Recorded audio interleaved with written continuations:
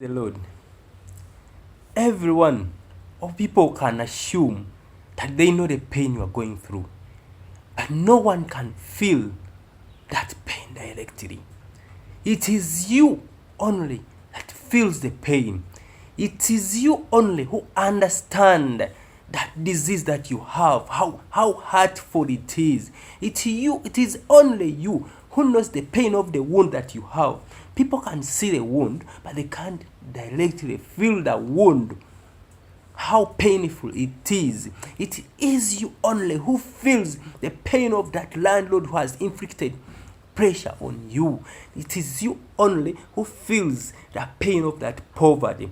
And I tell you, it is only you who has to stand up on your legs and seek for the kingdom of the Lord. Everyone knows about Hannah.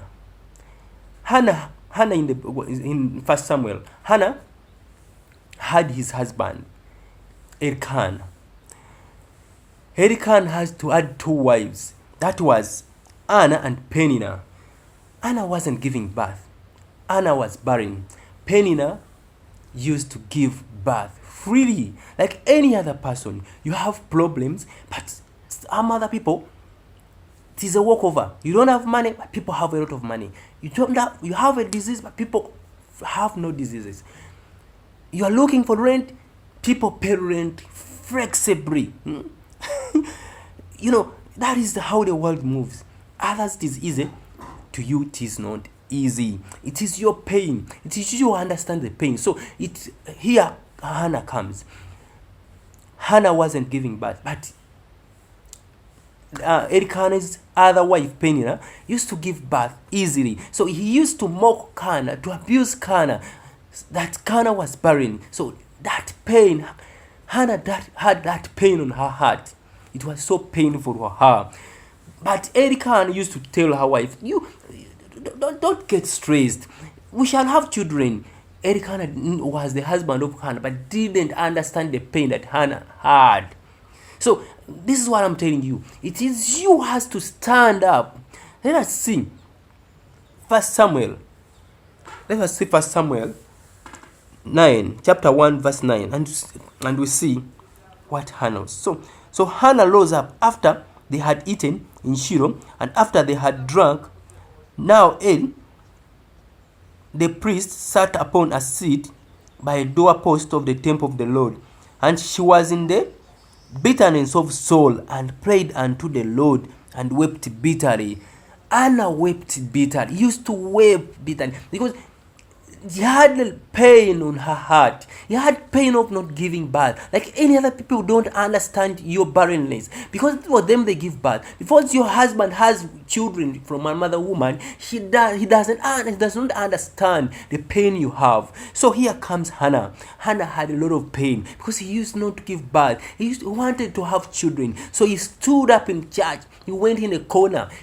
He passed through the pastor Eli and went in the corner to cry over the Lord. It is you who has to stand up. It is you who has to comfort the Lord, so that the Lord blesses you. Jacob called the Lord by the Lord. And the Lord, he told the Lord, I'm not going to leave you until you bless me. Brethren, sister, you have to stand up and confront the Lord. Let's go on and sing. And she vowed a vow and said, O Lord of hosts, if you will indeed look on the affliction of your handmaid, and remember me, and not forget your handmaid, but will give unto your handmaid a male child, then I will give him unto you. When Hannah was making this prayer, he was afflicted on her heart, but she was specific. When you are praying, make sure you're specific. You know what you want. You want that disease to go away. You want to get money. Tell the Lord what you want. Anna told the Lord, if you give me a male child, all children are children, but Anna wanted a male child. You know what you want. And the blessing that comes late is always better than other blessings. You might not have money today. Your neighbors have money, your friends have money. But when the Lord blesses you, He would put you on top of those people. You will be above all.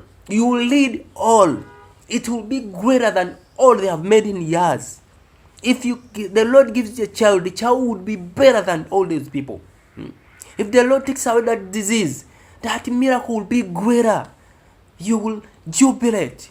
Whatever God brings late is always massive. But you should stand up on your legs and seek for the kingdom of the Lord. Go and pray. Be specific. Tell the Lord.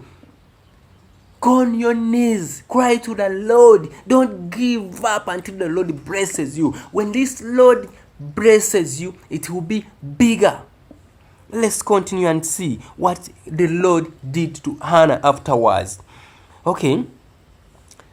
And chapter 11 says, chapter 12 says, and it came to pass as she continued praying before the Lord, that Eli observed her mouth. Now Hannah spoke in her heart, only her lips moved, but her voice was not heard. Therefore Eli thought she had been drunk. Because of the way you are stressed, even people may think you are mad. But don't give up. Just keep on seeking the Lord. People will say anything for the person who seeks the Lord. Some people think you are mad. Some will think you are drunk. Like Eli was a pastor, but she even never knew what her church member was going through. Even your pastor doesn't know your problem. They just play for you. They just assume, but they don't know what you are going through. You are the only person who knows the pain of your wound. You are the only person who needs to stand up and look for seek for the kingdom of the Lord.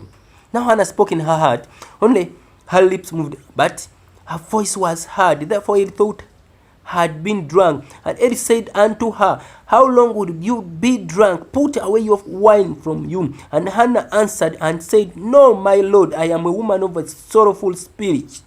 I have drunk neither wine nor strong drink, but have poured out my soul before the Lord. Learn to pour out your soul before the Lord.